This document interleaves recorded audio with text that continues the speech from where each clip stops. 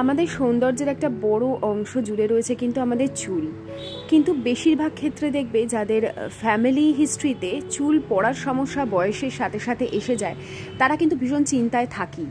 নারী থেকে পুরুষ সকলেই নিজের চুল অন্তত 30-এর পর থেকে ভীষণভাবে যত্ন নেওয়া প্রয়োজন। আজ একটা দারুণ জিনিস শেয়ার করব। হ্যালো বন্ধুরা, তোমাদের সাথে আজকে আমি একটা ম্যাজিক হেয়ার অয়েল শেয়ার করব।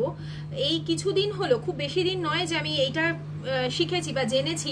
পেঁয়াজের রস তো জানতামই চুলের জন্য খুব ভালো, কিন্তু আমি না একবার ব্যবহার করেছিলাম থেতো করে, সে তেলের মধ্যে দিয়েছি, কি বিচ্ছিরি চুলে গন্ধ হয়ে গেছিল। মানে শ্যাম্পু করেছি, 2-3টে শ্যাম্পু দিয়েছি, তারপরেও চুল থেকে হয়েছিল সিল্কি, মিথ্যা কথা বলবো না, চুলটা সিল্কি হয়েছিল, কিন্তু সেই গন্ধটা কিছুতেই নেওয়া যাচ্ছিল না। বমি চলে আসছে, ঘুম আসছিল না, মাথার যন্ত্রণা হয়ে গেছে বাজে গন্ধে। যাদের মাইগ্রেন থাকে তারা জানে, বাজে একটা স্মেল এলে না একটা মাথার যন্ত্রণা শুরু হয়ে যায়।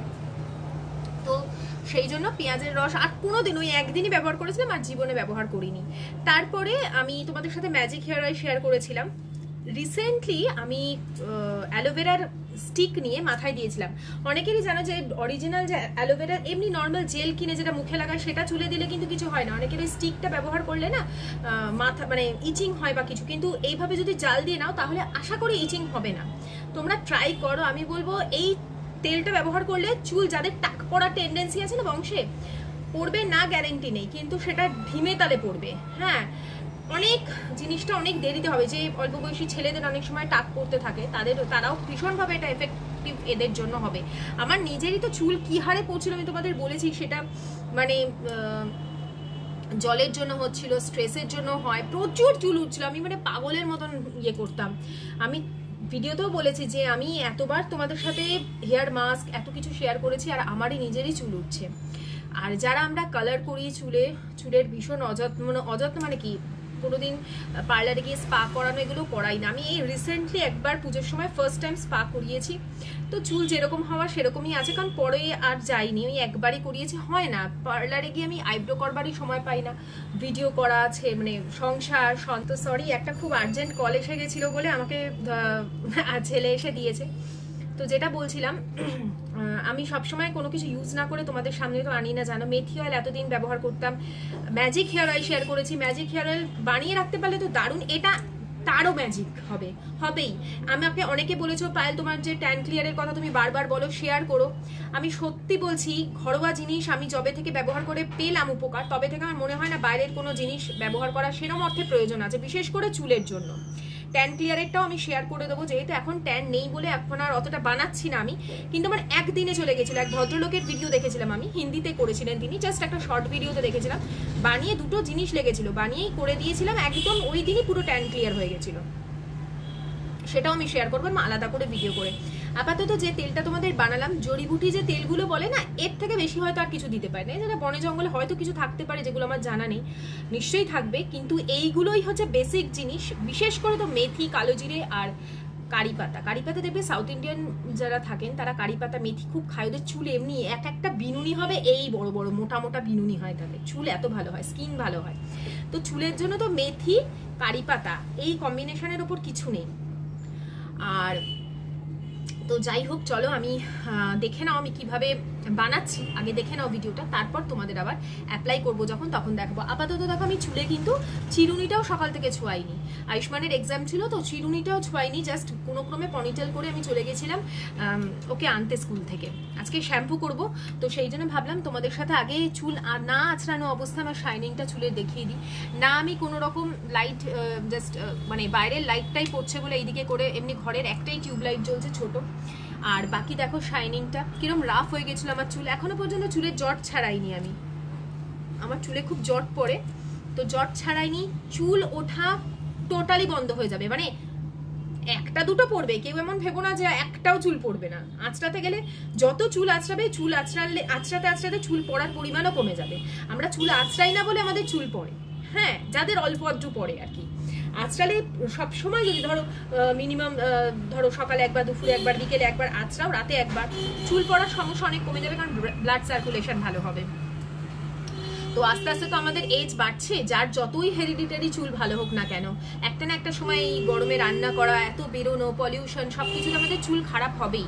চুল বাড়ার যে প্রবণতা, আগে আমার চুল বাড়ার প্রবণতা প্রচুর ছিল, এখনো আছে, এই পুজোর সময় কেটেছিলাম, এখন আবার এত বড় হয়ে গেছে, চুলটা নিচের দিকে আমার ফেটে যায়, মানে চুল বৃদ্ধি পাওয়ারও এখন প্রবণতা অনেক কমে গেছে। তো এইটুকু বলবো, বয়স বাড়ছে, ঘরোয়াভাবে আমরা যাতে চুলের যত্ন নিতে পারি এবং সেটা সত্যি এফেক্টিভ, এমন কিছুই আমি তোমাদের সাথে শেয়ার করছি। চলো দেখে নাও।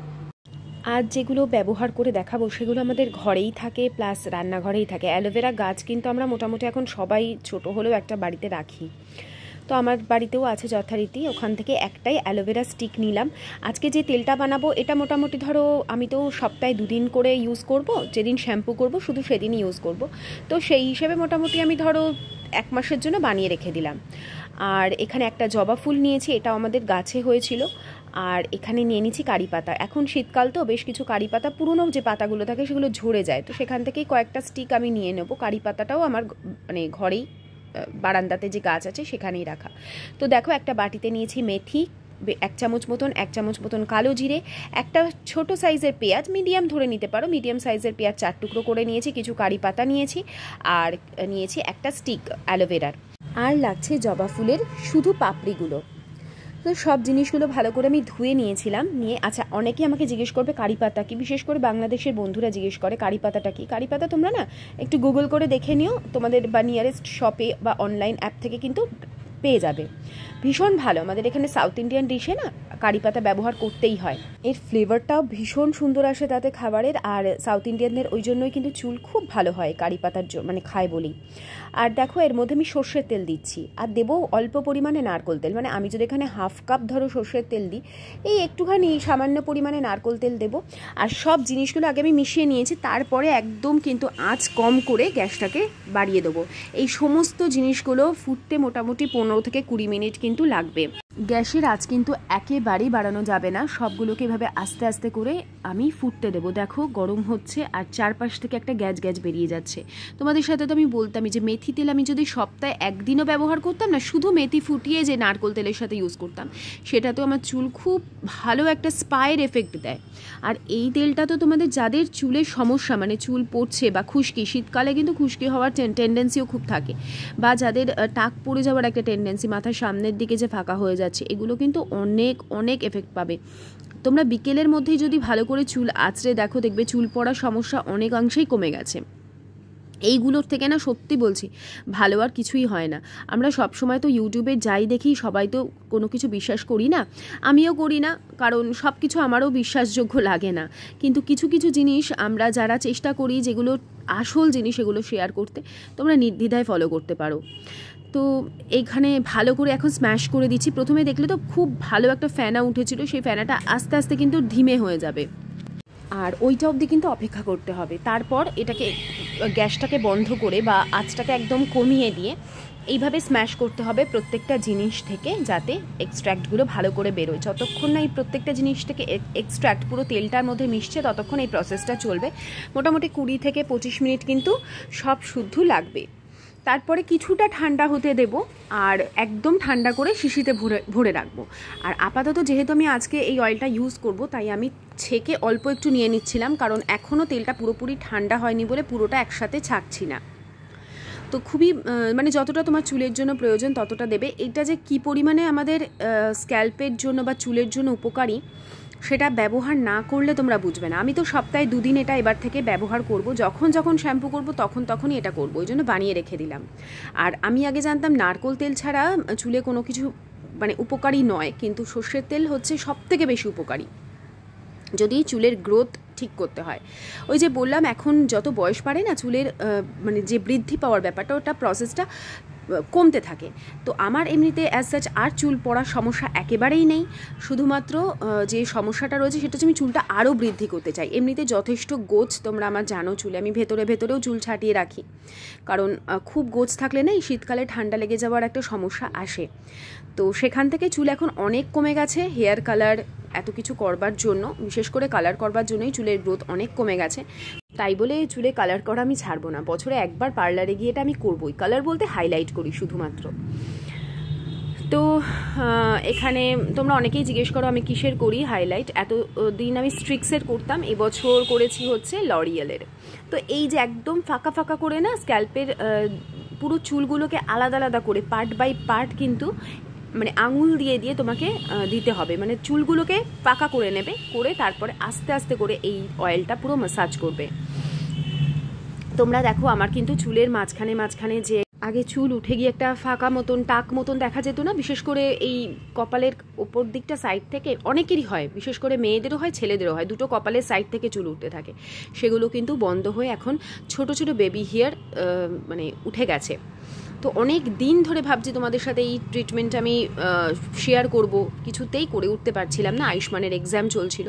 কিন্তু বললাম যে যাই হয়ে যাক আমি চুলে শ্যাম্পু করা আর মানে অয়েলিং করা এগুলো কখনোই বন্ধ করি না। আগে আগে চুলে টক দই দিতাম, তবে অবশ্যই সেটা ঘরে পাতা।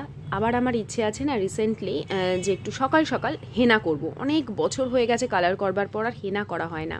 ইদানিং শুনেছি হেনা করলে নাকি চুল রাফ হয়ে যায়, কিন্তু আমরা যদি ভালো ব্র্যান্ডের হেনা ইউজ করি এবং তার সাথে যদি অল্প পরিমাণে নারকোল তেল, টক দই, ঘরে পাতা টক দই এগুলো দিই, কখনোই চুল রাফ হবে না, বরঞ্চ চুলের জন্য হেনা খুবই ভালো। তো এখন এটা এরকম টপ নট করে আমি ঘরের যাবতীয় কাজ করে নেব। মিনিমাম 40 থেকে 45 মিনিট রাখা যায়, ওভারনাইটও রাখা যেতে পারে, তবে আমি 1 ঘন্টা রাখি। তো আমার স্নান হয়ে গেছে, একটু লেট হয়ে গেল, মানে স্নান করে চুলটা শুকোতে আমি একদম বেঁধে রেখে দিয়েছিলাম, পুজো টুজো করলাম। তো ওই এখন সিরাম দেবো, কোনো এখন আর কন্ডিশনার ব্যবহার করি না চুলে, কন্ডিশনারও আমার স্যুট করছিল না, এটা মনে হয়েছে আমার, আমি শিওর নই। যখন চুল উঠছিল তখন অনেক কিছু শ্যাম্পু চেঞ্জ করেছি বলতে সানসিল্ক পিঙ্ক, আমার সানসিল্ক পিঙ্কটাই যায়, বাকি কোনো শ্যাম্পু, মাঝখানে খুব ড্যান্ড্রাফ হয়েছিল বলে অ্যান্টি ড্যান্ড্রাফ শ্যাম্পু ইউজ করতাম, তাতেও আমার চুল রাফ হয়ে যেতে পারে, সেটাও বন্ধ করে দিয়ে পিঙ্ক সানসিল্কে চলে এসেছি। কিন্তু এইটা চেঞ্জ করিনি, এইটা আমার চুলে খুব যায়, স্ট্রিক্সের এই সিরামটা, এটা আমার ভীষণ চুলে যায়, শেষ হয়ে এসে কিনতে হবে। তো পুরো চুলেটা অ্যাপ্লাই করি শ্যাম্পু করবার পর অবশ্যই। আর আমি না সপ্তাহে 2 বার শ্যাম্পু করবই, তাতে যাই হয়ে যাক না কেন, আমার ঠান্ডা লাগুক যাই হয়ে যাক, আমি সপ্তাহে 2 বার শ্যাম্পু করবো, যদি না সেটা বাড়াবাড়ি হয়, কিন্তু করবো, এটা সারা বছরের রুটিন আমার। শ্যাম্পু করতে আমি কখনো ভুলি না, 3 দিনও হয়ে যায় কখনো কখনো, যদি কোথাও যাই বা কিছু, তাতেও কিন্তু চুল খুব ভালো থাকে, স্ক্যাল্প যত পরিষ্কার থাকবে তত, এটা আমার মতামত। তো হয়ে গেছে এখন সিরামটা দেওয়া, চুলটাকে একটু শুকিয়ে তোমাদের সামনে আমি প্রেজেন্ট করতে চাই। আর সিরাম না সবসময় চুলের এইগুলোতে দেবে, কখনো কিন্তু স্ক্যাল্পে দেবে না, তাহলে কিন্তু চুল উঠবে প্রচণ্ড, অল্প একদম সামান্য প্রয়োজন হয়।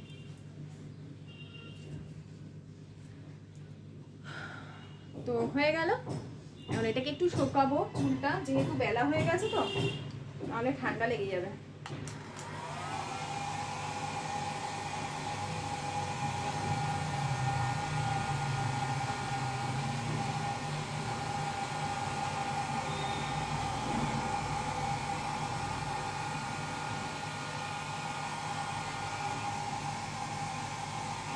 আমার এই ড্রায়ারটা খুবই ভালো, এটা খুব একটা হিট নয়, মানে চুল নষ্ট হওয়ার মতন হিট দেয় না। চুলে যারা স্ট্রেটনিং করনি অথচ চুলটাকে ভীষণ স্টাইলিশ রাখতে চাও, আমি যেমন স্ট্রেটনিং বা স্মুথনিং কিছু করাতে চাই না, কারণ আমি অনেকের কাছে তার রিভিউ শুনেছি, অনেকের খুব ভালো শ্যুট করে যায়, ম্যাক্সিমামেরই কিন্তু করে না, চুল নষ্ট হয়ে যায়। তো আমরা এই ধরনের ব্রাশগুলো কিনে নিতে পারি। তোমাদের আমি দেখাচ্ছি, আমি যেভাবে বাইরে বেরোনোর সময় চুল খুলে রাখি, আমার এমনি ওয়েভি চুল, তারপরেও নিজের চুলটাকে মেনটেন করি, বাইরে বেরোলে কোনো সমস্যা যার ফলে হয় না, বরঞ্চ ভালোই লাগে। শাড়ি পরে এরকম ধরনের ওয়েভি চুল খুলে রাখলে কিন্তু দেখতে খারাপ লাগে না। সাইডে শীতে করে পার্ট করে নিয়ে তুমি যদি একটা ক্লিপ ছোট করে লাগিয়ে দাও, সেটাও ভীষণ সুন্দর লাগবে দেখতে। আমি নর্মাল চুল খোলাই রাখি সাধারণত, একদম সাইড থেকে চুল নিয়ে এভাবে স্টাইলিং করি, সেটা বিশেষ করে শাড়ির ক্ষেত্রেই করি। আর এই হচ্ছে ব্যাপার, যদি আমরা চুলকে মেনটেন করি সেটাকে ম্যানেজ করাটা খুব একটা সমস্যা নয়। আমার সাথে সাথে তোমরাও সপ্তাহে অন্তত 2 বার করে অয়েলিং করো, তার সাথে শ্যাম্পু করো। আশা করছি যাদের চুলের সমস্যা আছে একদম সম্পূর্ণরূপে চলে যাবে খুব তাড়াতাড়ি, এবং সেটা মানে কি বলবো, তোমরা একদিনেই বুঝতে পারবে চুল কতটা পড়া কমে গেছে, আর চুল যে কতটা ওয়েভি হচ্ছে সেটাও, বা খুব কতটা মজবুত হচ্ছে সেটাও বুঝতে পারবে। আশা করছি এই আজকের ভিডিওটা তোমাদের খুব উপকারে আসবে, নিজের বন্ধুদের মধ্যেও শেয়ার করো। আজকের মতন বিদায় নিচ্ছি, টাটা।